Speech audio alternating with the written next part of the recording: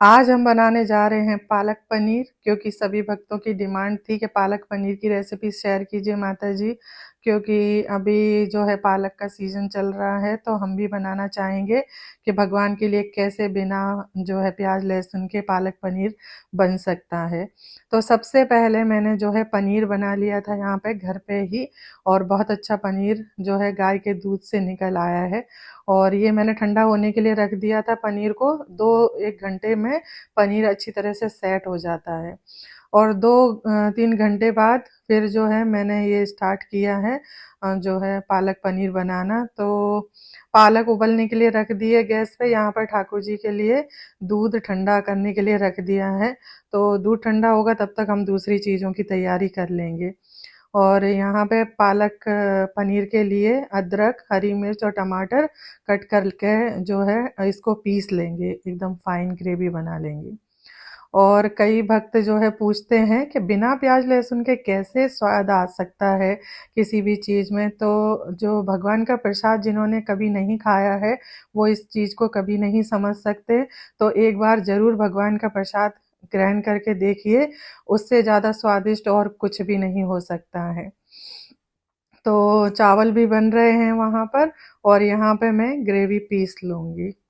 तो एक मुझे बहुत अच्छी-सी बात याद आ गई जो मैं आप सबके साथ में शेयर करूँगी कि प्रभुपाद जी एक बहुत अच्छा लेक्चर देते हैं, तो वो बताते हैं उसमें कि जो है हमको थोड़ा लोभी होना चाहिए। किस चीज़ का लोभी होना चाहिए? धन का लोभी नहीं होना चाहिए, स्त्री का लोभी नहीं, बच्चों के लोभी नहीं होना चाहिए। हमको कृष्ण के लिए लोभी हो जाना है। कैसे लोभी होना है कि मुझको इसी जन्म में कृष्ण चाहिए कुछ भी करके। तो जब हम इस तरह से भगवान के लिए लोभी हो जाएंगे, तो भगवान को हम इसी जन्म में प्राप्त कर लेंगे, और इस जन्म मृत्यु के चक्र से छूटकर अपने घर भगवत धाम वापस लौट जाएंगे। तो कंटिन्यू करते हैं रेसिपी। तो जो है पालक को मैंने निकाल लिया था, बस 2-3 मिनट के लिए गर्म पानी में उबाल के, और पानी निकाल के थोड़ी देर रख दिया था। निचुड़ गया था तो मैंने ग्रेवी बना के उसकी रख दी है। ये जो घर पे पनीर बनाया था ना, ये देखिए एकदम लग रहा है ना बाजार जैसा पनीर। बहुत अच्छा पनीर बन जाता है घर पे भी, तो आप घर पे ट्राई कर सकते हैं बनाना, और बहुत सॉफ्ट और स्पॉन्जी बनता है। तो काफ़ी सारा था क्योंकि दूध इकट्ठा हो गया था बहुत सारा, इसीलिए। तो इसके आप पीस जैसे करना चाहें वैसे कर लीजिए, और फ्राई करके डालना चाहें तो फ्राई कर लीजिए, वो भी अच्छा लगता है। और मैंने फ्राई नहीं किया है, मैं तो कच्चा पनीर ही इस्तेमाल करूँगी। और तुलसी जी के पान खत्म हो गए थे, तो मैं यहाँ पर तुलसी पत्र तोड़ने आ गई हूँ। सबसे पहले हम तुलसी जी को प्रणाम करेंगे, और उसके बाद में उनके पत्र चुन लेंगे। तुलसी पत्र चुनते समय हमें ध्यान रखना चाहिए कि जो हमारे नाखून है ना, वो तुलसी जी को नहीं लगने चाहिए। जो हमारा नाखून का ये भाग होता है ना, ये नहीं लगाना है। आपको इस तरह से तुलसी पत्र चुनना चाहिए, ऐसे करके। तो इस प्रकार से तुलसी पत्र चुन लें। और क्योंकि मेरे एक हाथ में कैमरा था इसीलिए, नहीं तो एक हाथ से आप डाली को पकड़े और एक हाथ से तुलसी पत्र चुने। तो और कई भक्त पूछते हैं ना कि मतलब हमारे पास जैसे एकादशी को या उस दिन मना करते हैं तुलसी जी तोड़ने के लिए, तो क्या करें? तो पहले से रख लीजिए याद से 1 दिन पहले, और धो लेंगे तुलसी पत्र को। एक भक्त ने मुझसे बोला था मैसेज में कि तुलसी पत्र धोए नहीं जाते, तो भगवान को धूल मिट्टी चढ़े हुए तुलसी पत्र कैसे चढ़ा सकते हैं? तो उन्हें धोना तो ज़रूरी है, उन्हें धोएँगे, साफ करेंगे तभी भगवान को अर्पण कर सकते हैं। और यहाँ पे हमारे चावल भी बन गए हैं, तो वो भी मैंने पानी निकाल के रख दिए हैं, और अभी हम जो है पालक पनीर बनाएँगे। तो यहाँ पे मैंने रिफाइंड ऑयल ले लिया है, उसके अंदर जीरा, हींग, तेजपत्ता, लाल मिर्च, थोड़ी हल्दी पाउडर, और थोड़ा ज़्यादा धनिया पाउडर डालेंगे इसके अंदर, थोड़ा-सा गरम मसाला, और सभी चीज़ों को थोड़ा-सा भून लेंगे। और इसके बाद इसमें हमने जो टमाटर की प्योरी बना के रखी थी, उसको डाल देंगे, और अच्छी तरह से इसको चलाते हुए भून लेंगे। और घर की मलाई डाल देंगे, और अगर आपके पास घर में मलाई नहीं है, तो आप क्रीम भी डाल सकते हैं। और मुझे थोड़ी कम लग रही थी मलाई, तो मेरे एक डब्बे में और रखी हुई थी, तो मैंने उसमें से डाल दी है। और ये देखिए हमारी बहुत अच्छी ग्रेवी बन गई है। जो मलाई में घी निकलता है ना वो ऊपर आ गया है। तो अभी इसके अंदर हम पालक की प्योरी डाल देंगे और ज़रूरत के हिसाब से पानी डाल देंगे। मैं राइस के साथ में बना रही हूँ इसको। जैसे भगवान को भोग लगाऊंगी तो राइस के साथ लगाऊंगी, इसीलिए मैंने थोड़ी पतली ग्रेवी रखी है। आप अगर चाहें तो गाढ़ी ग्रेवी कर सकते हैं। और अभी ठाकुर जी को हम दूध का भोग लगा देते हैं, क्योंकि सुबह सुबह का ही टाइम है।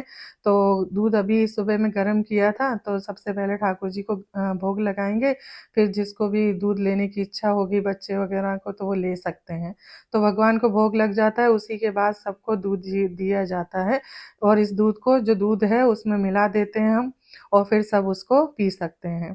और यहाँ पे पालक की जो है, हमने अच्छी तरह से ग्रेवी को उबाल लिया था और उसके बाद में इसमें पनीर डाल दिया है। और अभी इसमें नमक डाल देंगे ज़रूरत के हिसाब से, और 3-4 मिनट के लिए इसको हम जो है उबाल लेंगे, ताकि सभी मसाले पनीर के अंदर मिक्स हो जाएं। और हमारा ये पालक पनीर बनके तैयार हो गया है। तो आप इस प्रकार से बिना अनियन गार्लिक के, घर पे प्याज लहसुन के बिना ही पालक पनीर बना सकते हैं। इवन सभी सब्जियां बना सकते हैं और ये बहुत स्वादिष्ट बनती हैं। एक बार बनाकर ठाकुर जी को भोग लगाकर फिर उसे प्रसाद के रूप में ग्रहण कीजिए। वैसे तो मैं हर वीडियो में बोलती हूँ कि भगवान को भोग लगाना है, और भोग लगाने के बाद जो जो चीज़ जिसमें से ली है वो उसी में मिला देनी है, तुलसी पत्ते के साथ। और फिर उसके बाद में आप अपने, आपके घर वाले और आपके घर में कोई भी आए, सब उस प्रसाद को ग्रहण कर सकते हैं।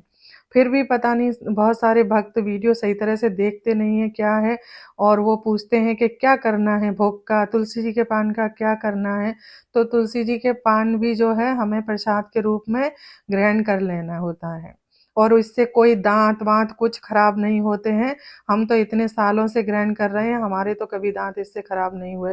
तो कई भक्त बोलते हैं इससे दांत खराब हो जाते हैं, इससे पेट खराब हो जाता है, तो ऐसा कुछ भी नहीं होता है।